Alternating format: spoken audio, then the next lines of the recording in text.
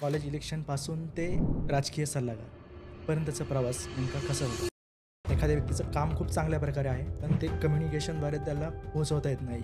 Communication खरंच महत्त्वाचं ठरतं का? लोकांमध्ये गेल्यानंतर तुम्ही घाबरता, पोटात खड्डा पडतो, पाय गळून गेल्यासारखं वाटतं, भीती वाटते, अंग थरथर त्या ठिकाणी कापतं आणि तुमचा मुद्दा व्यवस्थित तुम्हाला लोकांपर्यंत प्रेझेंट करता येत नाही. कम्युनिकेशन ही काळाची गरज आहे, त्यामुळे कुठल्याही क्षेत्रात तुम्हाला बोलता आलंच पाहिजे. काम महत्त्वाचं नाही आहे का? की फक्त कम्युनिकेशनच महत्त्वाचं? वक्तृत्वाला ही कर्तृत्वाची जोड असायला पाहिजे. माझ्या नेत्यांना मी सांगत असतो की कर्तृत्व, नेतृत्व, दातृत्व आणि वक्तृत्व ह्या सगळ्या गोष्टी एका उत्तम लीडरमध्ये, एका उत्तम नेत्यामध्ये असायला पाहिजे. ज्यावेळेस एखादा सरपंच निवडणुकीसाठी उभा राहतो, त्याच्याकडे सपोज काहीच नसतं, पण निवडून आल्यानंतर सरपंच झाल्यानंतर 1-2 वर्षामध्येच त्याच्याकडे फॉर्च्युनर किंवा इनोव्हासारखी गाडी येते. तर मग कुठेतरी वरतून येणारा पैसा हा जनतेपर्यंत पोहोचत नाही आहे.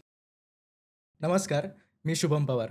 आज आपल्यासोबत चॅनलमध्ये गेस्ट म्हणून अशी व्यक्ती आली आहे, जी स्वतः एक राजकीय सल्लागार, भाषण कला प्रशिक्षक आणि व्याख्याते म्हणून आहे, ज्यांनी स्वतः महाराष्ट्रातील वेगवेगळ्या नेत्यांसोबत खूप जवळून काम केलं आहे.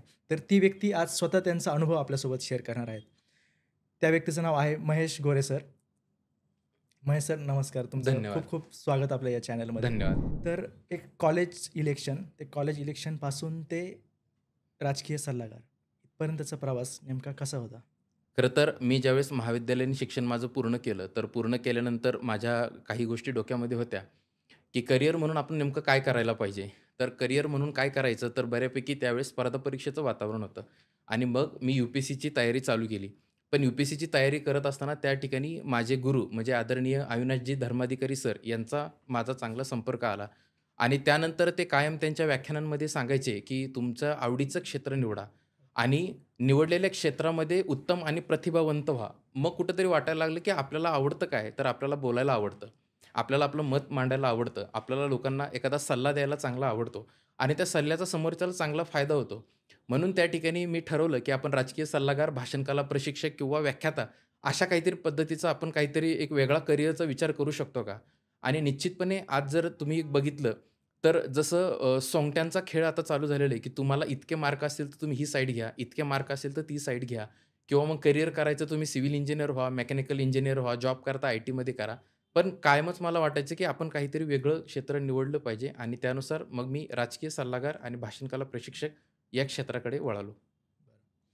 तर राजकीय सल्लागार म्हणजे नेमकं काय? किंवा राजकीय सल्लागारचं काम हे कशाप्रकारे असतं आणि त्यांचं काम हे ते कोणत्या पद्धतीने करतात?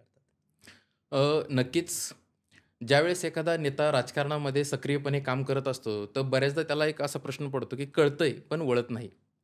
आणि प्रत्येक गोष्टीला कोणीतरी एक सल्लागार त्या ठिकाणी असायला पाहिजे. राजकीय सल्लागार म्हणून मी माझी भूमिका करत असताना सगळ्यात पहिल्यांदा मी ज्यावेळेस माझ्याकडे लोकं शिकण्यासाठी येतात किंवा ज्या लोकांसोबत माझा त्या ठिकाणी संबंध येतो, त्या सगळ्यांना मी पहिल्यांदा तर हेच गोष्ट सांगतो, की राजकीय सल्लागार म्हणून माझी भूमिका ही असते, की तुला कुठली इलेक्शन लढायची किंवा तुम्हाला कुठली निवडणूक लढवायची आणि त्या निवडणुकीचं उद्दिष्ट नेमकं तुमचा काय? ती निवडणूक तुम्हाला का लढवायची? कारण की लोकप्रतिनिधी हे काही लाभाचं पद नाहीये. तर लोकप्रतिनिधी म्हणजे काय? तुम्ही लोकांची 5 वर्ष सेवा करणार आहात.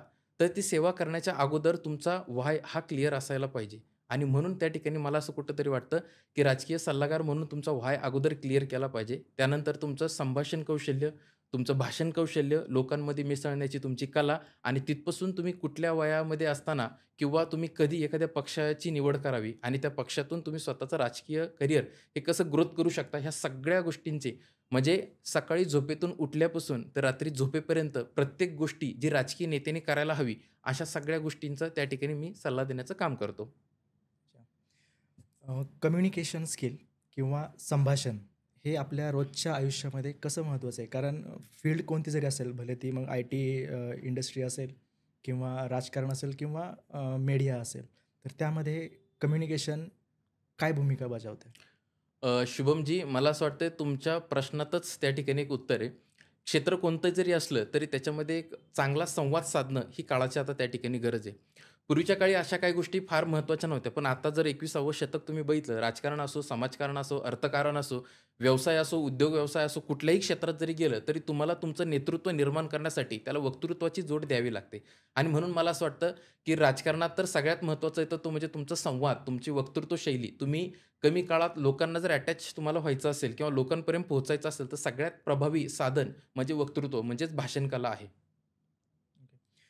बऱ्याच वेळा असं होतं की एखाद्या व्यक्तीचं काम खूप चांगल्या प्रकारे आहे, पण ते कम्युनिकेशनद्वारे त्याला पोहोचवता येत नाही आहे.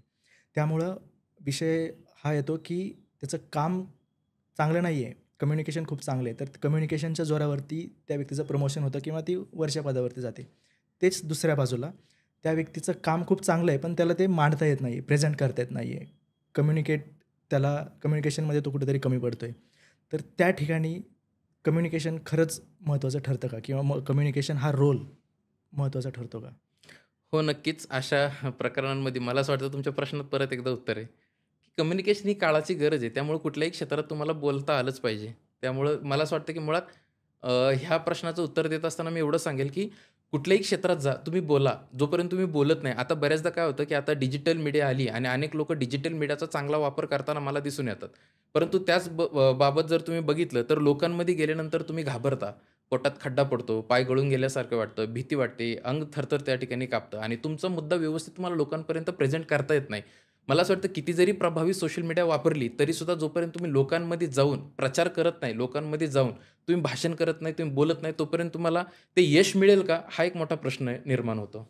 मग काम महत्त्वाचं नाही आहे का? की फक्त कम्युनिकेशनच महत्त्वाचं आहे? निश्चितपणे काय होतं, की वक्तृत्वाला हे कर्तृत्वाची जोड असायला पाहिजे. मी कायम राजकारणात काम करत असताना माझ्या व्यक्तींना, नेत्यांना मी सांगत असतो, की कर्तृत्व, नेतृत्व, दातृत्व आणि वक्तृत्व ह्या सगळ्या गोष्टी एका उत्तम लीडरमध्ये, एका उत्तम नेत्यामध्ये असायला पाहिजे. कर्तृत्व तुम्हाला 100% करावं लागतं. जर वक्तृत्वाच्या जीवावर जर नेता झाला असता, तर महाराष्ट्राचे मला असं वाटतं महाराष्ट्राचे त्या ठिकाणी नेते फक्त भाषण करणारेच झाले असते. मुख्यमंत्री भाषण करणारेच झाले असते. तर असं होत नाही. त्यासोबत तुमचं नेतृत्व, अगणित लोकांना एकत्र घेऊन चालण्याची तुमची ताकद आणि त्यासोबत तुमचं कर्तृत्व, तुम्ही आजपर्यंत केलेली कामं, ह्या सगळ्या गोष्टींच्या जीवावर एक उत्तम लीडर किंवा एक उत्तम नेता त्या ठिकाणी घडण्याचं सामर्थ्य त्या गोष्टींमध्ये असतं. एखादा कोणताही नेता, मग तो आमदार असेल, खासदार असेल किंवा ग्रामपंचायतचा सरपंच असेल, तर तो नेता निवडून येतो, म्हणजे नेमकं काय होतं? मला असं वाटतं, की आजच्या ह्या मुलाखतीमधला सगळ्यात महत्त्वाचा हा प्रश्न मला वाटतं, की नेता निवडून येतो म्हणजे नेमकं काय होतं? आता हे घ्या, लक्षात घ्या, की बऱ्याचदा नेता निवडून आला, की त्यांच्या डोक्यामध्ये असतं म्हणजे विशेषतः मी स्थानिक स्वराज्य संस्थांबद्दल थोडंसं बोलतो. जिल्हा परिषदा, पंचायत समिती, ग्रामपंचायत यांच्यावर विशेष आपण भर देऊया. नेता निवडून आला, की त्याला वाटतं ते लाभाचं पद आहे. ते एक बाहुबलीचं पद आहे. मग आपल्या गाडीवर स्टिकर लावणे किंवा मग चार चौघांमध्ये आपला ओरा प्रस्थापित करणे, ह्या किंवा सगळ्या ते गोष्टी एक्सेट्रा, रोडमध्ये एक्सेट्रा. पण असतं की या सदस्याच्या निवासस्थानाकडे हां, वगैरे हो, बरोबर. ते म्हणजे मी आता एक गोष्ट सांगतो, की एखाद्या ग्रामीण भागात जर तुम्ही जाऊन बघितलं, तर त्या गावाची लोकसंख्या कमी इतके त्या ठिकाणी बोर्ड लागलेले असतात, की यांच्या जनसंपर्क कार्यालयाकडे, त्यांच्या जनसंपर्क कार्यालयाकडे. पण मला असं वाटतं नेता होणं म्हणजे नेमकं काय? तर लक्षात घ्या, की लोकं एक प्रातिनिधिक स्वरूपामध्ये एक नेता त्या ठिकाणी निवडत असतात. लोकं आपलं प्रतिनिधी करण्यासाठी एका व्यक्तीला विशेष अशी निवड करून देतात आणि मला असं वाटतं, की लोकप्रतिनिधी म्हणून तुमची निवड झाल्यानंतर किंवा तुम्ही निवडून आल्यानंतर, तर तुमच्या हे लक्षात असलं पाहिजे, की माझ्या वॉर्डाने, माझ्या प्रभागाने, माझ्या मतदारसंघाने मला 5 वर्ष काम करायची फक्त एक संधी दिलेली. त्या संधीचं जर मी चांगल्या पद्धतीने सोनं करू शकलो, तर येणाऱ्या पुन्हा एकदा 5 वर्षामध्ये हीच जनता, हीच लोकं मला पुन्हा एकदा संधी देणार आहेत. त्यामुळे मला असं वाटतं नेता होणे म्हणजे काय? तर नेता होणे म्हणजे जबाबदारी स्वीकारणे आणि या 5 वर्षे दिलेल्या हातातल्या गोष्टींचं संधीचं सोनं करणं म्हणजे त्या ठिकाणी मला असं वाटतं नेता होणे होय. ज्यावेळेस एखादा मतदार हा मतदान करतो, तर त्याने त्याच्या नेत्यामध्ये कोणत्या गोष्टींचा विचार करून मतदान करावं, असं तुम्हाला वाटतं? नक्कीच मला असं वाटतं, की मागच्या 1-2 दशकं जर आपण त्या ठिकाणी बघितली, मागच्या 2 दशकांपासून मी राजकारण बऱ्यापैकी बघत आलोय लहानपणापासून आणि प्रत्येक वेळी हा एक मुद्दा कायम कॉमन आहे, की मतदान करत असताना आपण कोणाला मतदान करावं किंवा मतदान करत असताना आपण काय विचार केला पाहिजे, हे कायम मला त्या ठिकाणी प्रश्न पडतात. ज्यावेळेस मी मागच्या 5 वर्षापासून राजकीय सल्लागार म्हणून काम करतोय, मला अनेक लोकं विचारतात, की तर मला आता त्या ठिकाणी मतदानासाठी जायचंय आणि मतदानासाठी गेल्यानंतर माझ्यासमोर 4 उमेदवार आहेत तर या 4 उमेदवारांमध्ये मी नेमकं कोणाला मतदान केलं पाहिजे असं मला विचारतात. मी त्यांना एक गोष्ट सांगतो, की समजा तुमची एक मुलगी आहे घरात आणि त्या मुलीचं लग्न करायचं आहे. तर मुलीचं लग्न करत असताना आपण जावयाची कुठली-कुठली चौकशी करतो. त्याचसोबत आपण त्याचं शिक्षण बघतो, त्याचा मित्रपरिवार बघतो, त्याचं एज्युकेशन म्हणजे सगळ्या गोष्टी आपण त्याच्या समजून घेतो आणि मग मुलगी द्यायची का नाही हा विचार करतो. जर तुम्ही तुमचा प्रभाग, तुमचा मतदारसंघ जर एखाद्या नेत्याकडे तुम्ही 5 वर्षासाठी दत्तक म्हणून देताय, की तू फक्त काम कर, म्हणून एक संधी म्हणून त्याच्याकडे जर देताय, तर तो त्या पात्रतेचा आहे का? हा प्रत्येक मतदाराने एकदा विचार केला पाहिजे. म्हणून मला असं वाटतं एखादा नेता एखाद्या पक्षाला प्रमोट करतो, एखाद्या गोष्टीला प्रमोट करतो, जातीला प्रमोट करतो किंवा एखाद्या धर्माला प्रमोट करतो म्हणून त्याच्याकडं बघण्यापेक्षा मला असं वाटतं सगळ्यात महत्त्वाचं आहे, की तो त्या पात्रतेचा आहे का? 5 वर्ष माझ्या परिसराला तो न्याय देऊ शकतो. ही भूमिका तुमच्या मनामध्ये असेल तर योग्य प्रकारे तुम्ही मतदान करू शकता. असं बऱ्याच वेळा होतं की घरातलाच मुलगा एका पक्षामध्ये उभा असतो, त्यांचीच सून किंवा मुलगी दुसऱ्या पक्षामध्ये असते उभी. तर म्हणजे जरी एखादी व्यक्ती पडली तरी ती आमच्याच घरातली पडेल आणि निवडून आली तरी आमच्याच घरातून निवडून येईल. म्हणजे सत्ता गेली तरी आमच्याच घरातली आणि सत्ता आली तरी ती आमच्याच घरामध्ये यायला पाहिजे. तर ही जी घराणेशाही आहे ती कुठेतरी बंद व्हायला पाहिजे किंवा याच्यावरती कुठेतरी हायकमांडनी सुद्धा विचार केला पाहिजे. तर काय वाटतं या घराणेशाहीबद्दल? ज्याचा वाद म्हणजे आधीपासून आलेला आहे. सुरुवातीपासून अनेक पक्ष म्हणतात की आमच्या पक्षामध्ये घराणेशाही नाही आहे, घराणेशाही नाही आहे. पण कुठेतरी वाटचाल ही घराणेशाहीच्याच घराणेशाहीच्याकडेच वाटचाल त्या गोष्टीची चालू आहे. शुभमजी, तुमचा प्रश्न अगदी योग्य आहे. परंतु मला असं वाटतं उत्तर देत असताना काही गोष्टींची तुम्हाला जाणीव थोडीशी करून देतो, की जर तुम्ही आत्ताचा काळ जर बघितला 2020 नंतरचा एक एकंदरीत काळ जर बघितला, तर त्यामध्ये लोकं कोणाच्या पोटी तुम्ही जन्म घेतलाय हे बघत नाहीत. लक्षात घ्या. आज खूप मोठ्या नेत्यांची मुलं ज्यावेळेस राजकारणामध्ये उभी राहतात, तर ती आपल्याला पडताना सुद्धा त्या ठिकाणी आपण बघितलेलं आहे. जी जनता आहे ती मला वाटतं जनता आता त्या ठिकाणी खूप हुशार झाली आहे. त्यामुळं मला असं वाटतं की घराणेशाही हा मुद्दा आता कुठेतरी संपत गेला पाहिजे किंवा तो संपवला सुद्धा पाहिजे.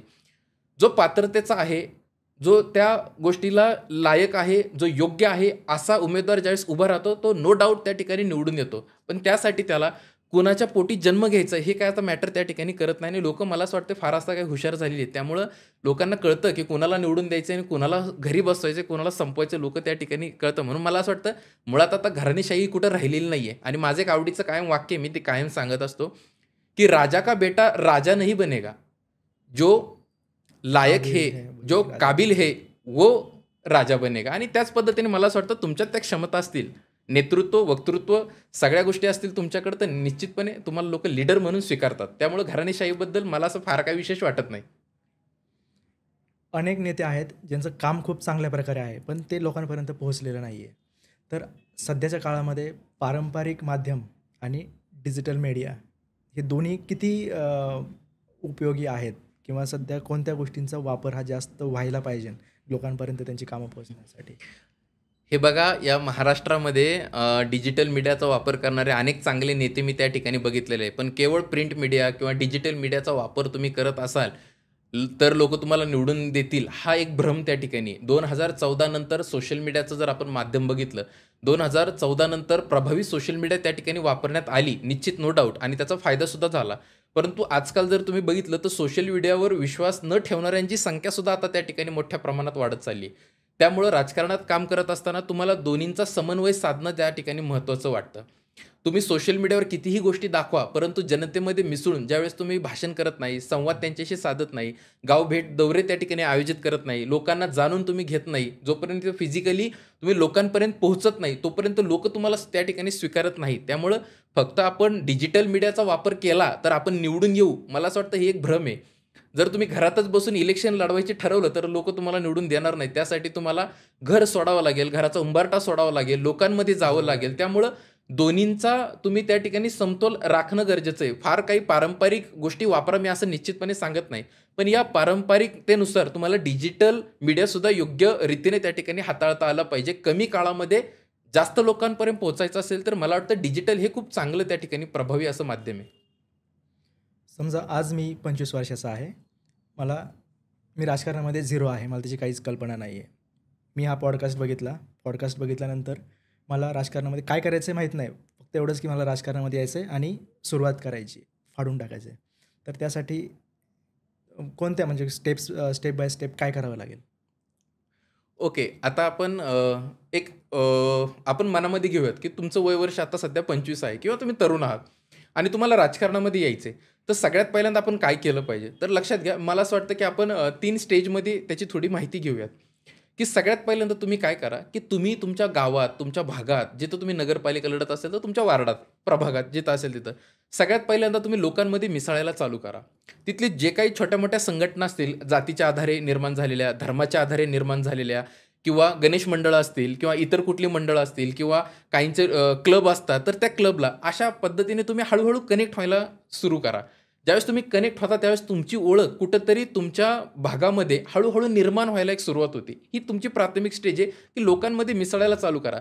त्या काळामध्ये जर तुम्ही महाविद्यालयीन शिक्षण घेत असाल, म्हणजे तुमचं एज अजून थोडंसं कमी असेल, तर त्या काळामध्ये वक्तृत्व स्पर्धा असतील, भाषणाच्या स्पर्धा असतील, तसंच त्या ठिकाणी वादविवाद स्पर्धा असतील. अशा स्पर्धेंना त्या ठिकाणी सक्रिय सहभाग घेण्याचा प्रयत्न करा. नेतृत्व विकसन करण्याचा एक तुम्ही त्या ठिकाणी प्रयत्न करा.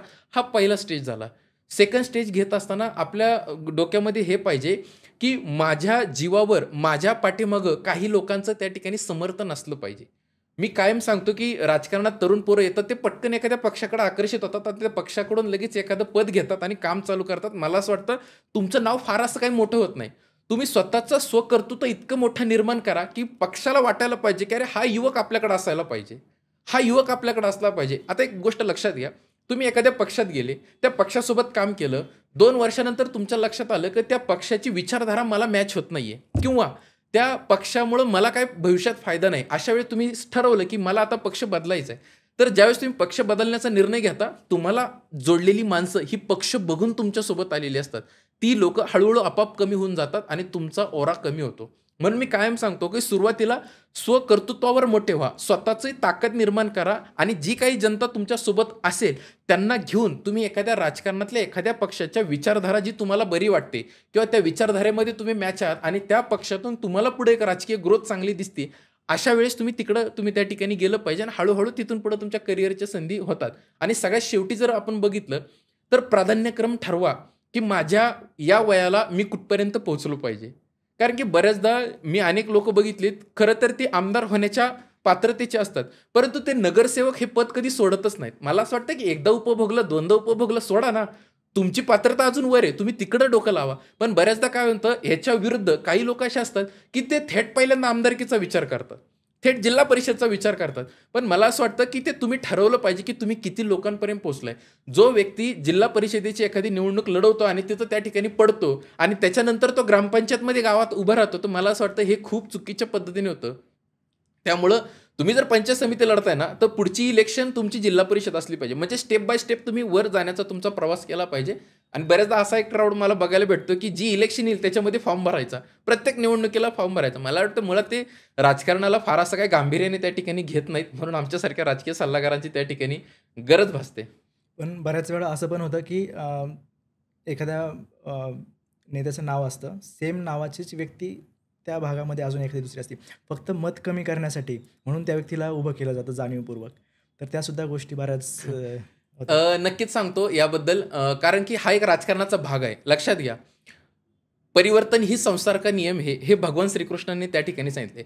आणि मुळात मला वाटतं, की राजकारणाचे ते वेगवेगळे पैलू आहेत. तुम्हाला समोरच्याला जर पाडायचं असेल, तर तुम्हाला साम, दाम, दंडभेद या नीतीने त्या ठिकाणी काम करावं लागेल. मग त्यासाठी तुम्हाला संभाव्य शक्यता ज्या करण्याची इच्छा आहे, तुम्ही त्या सगळ्या गोष्टी त्या ठिकाणी केल्या सुद्धा पाहिजेत.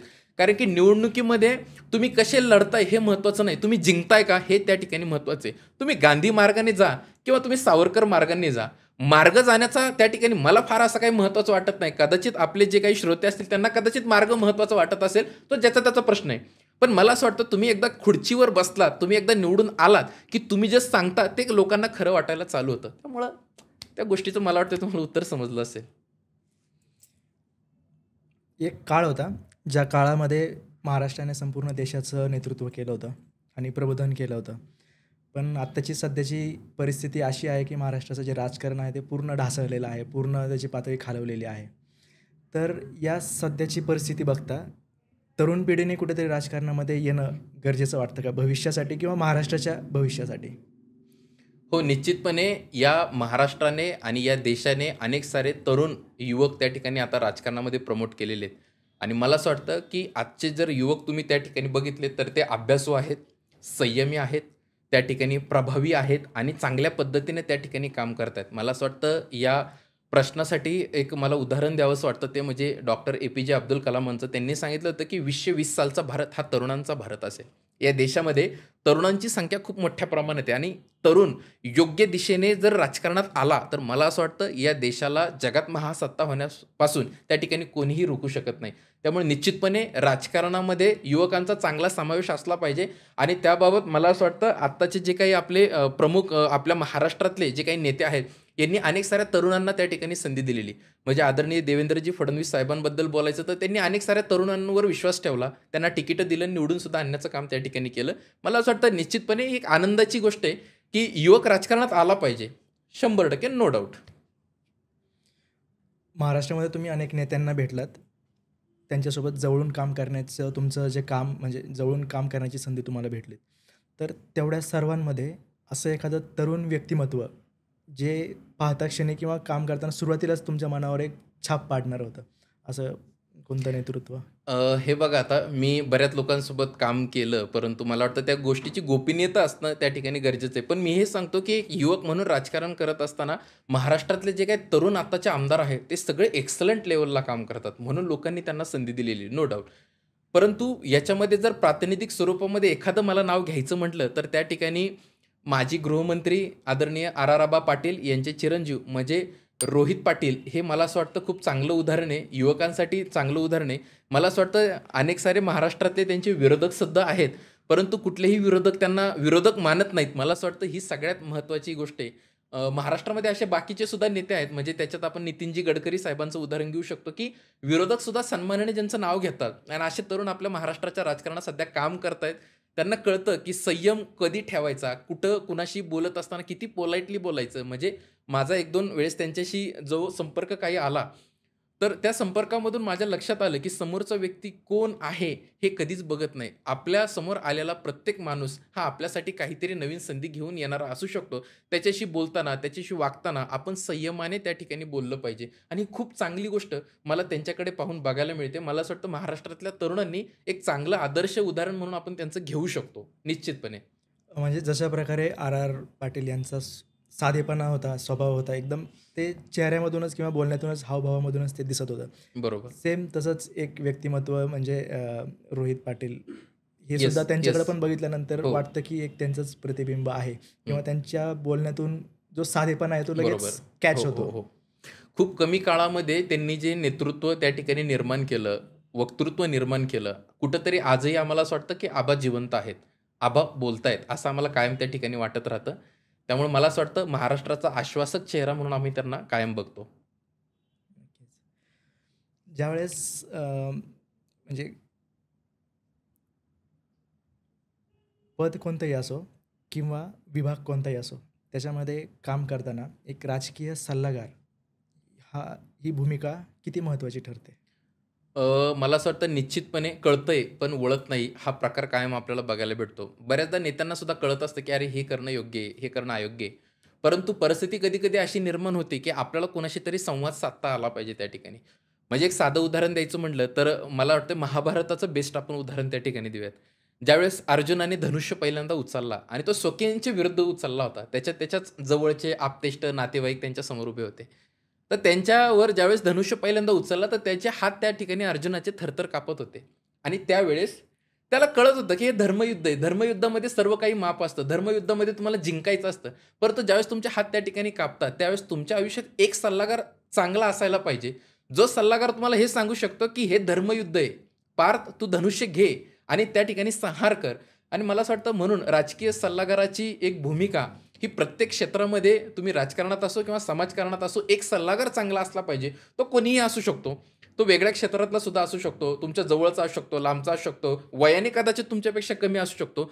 परंतु त्याच्या एका कमेंटने किंवा त्याच्या एखाद्या ओळीने सुद्धा तुमचं आयुष्य त्या ठिकाणी बदलतं आणि हे महाराष्ट्रातनं आपण बघितलंय. खूप मोठ्या नेत्यांचे सुद्धा चांगले राजकीय सल्लागार राहिले. त्यामुळं सल्लागार चांगला असेल ना, तुमचं राजकीय करिअर हे खूप चांगल्या पद्धतीने होतं, हे मी ठामपणे सांगू शकतो.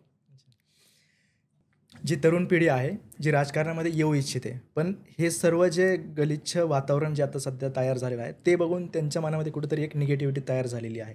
तर जे येऊ इच्छितात राजकारणामध्ये, पण त्यांच्या मनामध्ये ही झालेली निगेटिव्हिटी, तर यांच्यासाठी तुम्ही कोणता एक सल्ला द्याल? मला असं वाटतंय निगेटिव्हिटी वगैरे हा थोडासा आपण बाजूला प्रश्न ठेवूयात. आपण सरळ मी या तरुणांना किंवा आता ही आपली पॉडकास्ट, ही मुलाखत जे काही युवक त्या ठिकाणी बघत असेल ज्यांना राजकारणात यायचं तर राजकारणात येण्याअगोदर 3 गोष्टी प्रामुख्याने त्यांनी लक्षात ठेवल्या पाहिजे. चर्चा, पर्चा आणि खर्चा. चर्चा तुम्हाला करावीच लागणार आहे. ती कुठल्याही कामांनी असू द्या. तुमचं नाव सतत काही ना काहीतरी गोष्टीतून चर्चेत असलं पाहिजे. महाराष्ट्राचं दुर्दैव आहे, की चर्चा ही चांगल्या कामातून होण्यापेक्षा ती वाईट कामातून जास्त होताना आपल्याला त्या ठिकाणी बघायला भेटते. त्यामुळे ठीक आहे, आता तो चर्चेचा भाग आहे, जो ज्याने त्याने ज्याच्या त्याच्या सदसद विवेक बुद्धीने त्या ठिकाणी ठरवलं पाहिजे. चर्चा. दुसरं पर्चा. योग्य वेळी योग्य पक्ष आणि योग्य पक्षाचं योग्य तिकीट जर तुम्हाला भेटलं तर त्या ठिकाणी तुम्हाला राजकारणातून मिळणारं यश हे कुणीही त्या ठिकाणी रोखू शकत नाही. आणि तिसरं खर्चा. खर्च हा तुम्हाला करावा लागतो. समजा खर्च आपण जर केला नाही तर कदाचित मला असं वाटतं की तुम्हाला खूप काळ मोठा लागू शकतो. त्यामुळे आता तिन्ही गोष्टींचं तुम्ही योग्य नियोजन करा. ह्याच्या पलीकडे सुद्धा अनेक सारे मार्ग आहेत आणि महाराष्ट्राच्या अनेक लोकांनी बघितलेत. मला असं वाटतं तिन्ही गोष्टींपेक्षा जर तुमच्याकडे वक्तृत्व शैली असेल तर या महाराष्ट्राने, या देशाने, म्हणजे चहावाला सुद्धा कुठल्याही गोष्टी या नसताना सोबत फक्त एक वक्तृत्वाच्या जीवावर पंतप्रधान झालेले आहेत. महाराष्ट्रातले सुद्धा अनेक नेते त्या ठिकाणी फक्त भाषणामुळे आमदार झालेत, मंत्री महोदय झाले. त्यामुळं ते आता डिपेंड आहे ज्याच्या त्याच्या गोष्टी. मी सगळ्या माझ्या त्या ठिकाणी पॉडकास्ट ऐकणाऱ्या आणि राजकारणावर नितांत प्रेम करणाऱ्या प्रत्येकाला हाच एक सल्ला देईल की प्रयत्न करत राहा. अंतिमतः यश तुमचंच आहे. फक्त त्यामध्ये राजकारणात सध्या काय चालू आहे त्यामुळं मला यश मिळेल का अपयश मिळेल का ह्या कुठल्याही भानगडीत न पडता सरळ तुमच्या पद्धतीने तुम्ही काम करत राहा. तुम्हाला नक्कीच त्या ठिकाणी यश मिळाल्याशिवाय राहणार नाही. काम करत राहा. ते मला एक अजितदादांचं खूप छान ते गाणं आठवतं की कामं करत आलोय, कामं करत राहू. मला असं निश्चितपणे काम करत आलेलो आहोत आणि येणाऱ्या काळामध्ये सुद्धा तुम्ही काम करत राहा. बऱ्याचदा तुम्ही इलेक्शनमध्ये पडता, हारता, तेवढं निगेटिव्हिटी वाटते की सगळं काही संपलं. पण मला असं वाटतं काही संपत नसतं. तुम्हाला अनुभव मिळतात आणि त्या अनुभवाच्या जीवावर तुम्ही परत एक मोठा दीर्घकालीन त्या ठिकाणी एक तुमचा प्लॅनिंग त्या ठिकाणी निर्माण करता. शेवटी आपण एक रॅपिड फायर घेऊयात. ओके. ज्याच्यामध्ये तुम्हाला प्रश्न विचारला जाईल, तुम्हाला ते शॉर्टमध्ये आन्सर द्यायचं आहे. येस येस जेवढं होईल तेवढं शॉर्टमध्ये answer. Yes yes yes. Sharad Pawar गट की अजित पवार गट?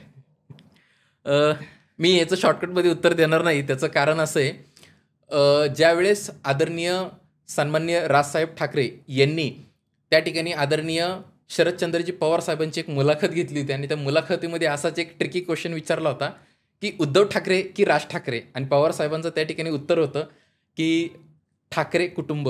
तर मला असं वाटतं माझ्या या प्रश्नाचं उत्तर सुद्धा तेच असेल की पवार कुटुंब. तुमच्याकडे बघून अनेक नेते, अनेक मंडळी प्रेरणा घेतात. तुमचं प्रेरणादायी व्यक्तिमत्व कोण? मला असं वाटतं माझं प्रेरणादायी जर राजकारणातलं व्यक्तिमत्व आपण त्या ठिकाणी बघितलं तर ते नक्कीच त्या ठिकाणी प्रमोदजी महाजन असतील, यशवंतराव चव्हाण असतील, त्यानंतर गोपीनाथजी मुंडे असतील, आत्ताच्या काळात देवेंद्रजी फडणवीस असतील किंवा अजितदादा असतील. मला वाटतं बऱ्यापैकी हे जे काम करणारे नेते आहेत हे मला कायम प्रेरित करत राहतात काम करण्यासाठी. एखाद्या पक्षाचं मुख्य रणनीतिकार जर तुम्ही झालात तर प्रामुख्याने तुम्ही कोणता एक बदल जो तुम्ही लगेच घडवाल? आता हा रॅपिड फायरमध्ये प्रश्न येणार नाही, पण निश्चितपणे एखाद्या पक्षाचा जर मी राजकीय सल्लागार म्हणून काम केलं तर सगळ्यात पहिल्यांदा त्या पक्षाची भूमिका आणि त्या भूमिकेमधून लोकांना मिळणारं त्या ठिकाणी यश किंवा लोकांना मिळणारं त्याचं समाधान, या गोष्टीसाठी मी ग्रामीण भागात सगळ्यात पहिल्यांदा ग्रामीण भागातील जे काही कार्यकर्ते असतील, जे काही सहकारी असतील, त्यांना प्रशिक्षण देण्याचा त्या ठिकाणी प्रयत्न करेल. पक्षाचा अजेंडा व्यवस्थित राबवला पाहिजे, कारण आजपर्यंत जेवढ्या पक्षांनी काम केलं शहरी भाग आणि सुशिक्षित पट्ट्यापर्यंत त्यांचं असणारं आयडिओलॉजी तिथपर्यंत जाती, परंतु ग्रामीण भागासाठी कुठलंही विशेष असं प्लॅनिंग अनेक पक्षांचं मला दिसत नाही. तर ते करण्यासाठी सगळ्यात पहिल्यांदा मी प्रयत्न करेल. एखादा पक्ष किंवा नेता ज्याची रणनीती तुम्हाला खूप आवडली, असं कोणी? आत्ताच्या काळातलं जर उदाहरण द्यायचं म्हटलं तर मला असं वाटतं महायुतीचं मी संपूर्ण नाव घेईन. ज्या पद्धतीने लोकसभेनंतर विधानसभेला जो कमबॅक केला, त्यातल्या त्यात अजितदादा गटाने जो काही कमबॅक जोरदार त्या ठिकाणी केला, मला असं वाटतं ती रणनीती फार अशी प्रभावी आणि शिकण्यासारखी. त्याच्या अगोदर 2014 साली नरेंद्र मोदींनी ज्या प्रभावी पद्धतीने त्या ठिकाणी सत्ता आणण्याचं काम केलं, तर ती सुद्धा मला त्या ठिकाणी प्रभावी अशी एक गोष्ट वाटते. ती आपल्याला त्याच्यातून काहीतरी आपण शिकलं पाहिजे. तुमच्या जीवनातील सर्वात मोठा गुरु? मला असं वाटतं माझ्या जीवनातील सर्वात मोठा गुरु म्हणजे अनुभव. अनुभवातून मी कायम शिकत जातो. तुमचं आवडतं वाक्य? माझं आवडतं वाक्य कायम मी माझ्या नेत्यांना किंवा माझ्याकडे शिकणाऱ्या लोकांना सांगतो, कितीही मोठे झाला तर पाय जमिनीवर असले पाहिजेत. पाय असावे जमिनीवरती कवेत अंबर घेताना, हसू असावे ओठावरती काळीज काढू न देताना, संकटास सांगावे ठणकून या बेहत्तर, नजर रोखणी नजरेमध्ये आयुष्याला द्यावे उत्तर. ही माझ्या कायम आवडीची ओळ आहे. एखादा आवडलेला राजकीय डायलॉग? मी पुन्हा येईल, मी पुन्हा येईल, मी पुन्हा येईल. कायम आवडलेला डायलॉग.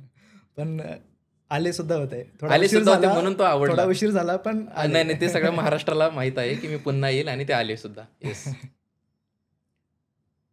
एका शब्दात सल्लागार म्हणजे? मला असं वाटतं सल्लागार म्हणजे दिशा देण्याचं काम करणं म्हणजे सल्ला. एक असा सल्ला जो तुम्ही प्रत्येक कार्यकर्त्याला द्याल? नक्कीच मला वाटतं माझ्या सगळ्या सहकाऱ्यांना मी एक हा सल्ला देईल, की प्रत्येक राजकीय कार्यकर्त्याचं किंवा राजकारणावर प्रेम करणाऱ्याचं प्रत्येकाचं आयुष्य काजव्यासारखं असतं. ते कधी रात्रीत चमकल सांगता येत नाही. त्यामुळे प्रयत्न करत राहा, यश नक्कीच मिळून जाईल. तुमच्या बॅगेमध्ये किंवा गाडीमध्ये कायम असणारी एखादी गोष्ट? वर्तमानपत्र आणि माझी डायरी. संघर्षात मदत करणारे वाक्य?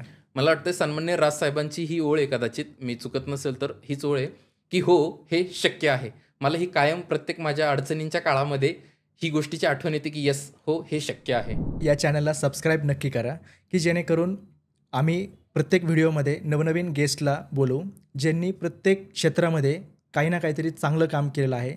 त्यांचा अनुभव आपण त्यांच्या तोंडून ऐकणार आहोत आणि प्रत्येक व्हिडिओ हा तुमच्यासाठी एक फायद्याचा राहील, ज्यामध्ये तुम्हाला नवीन काहीतरी शिकण्यासारखे मिळेल.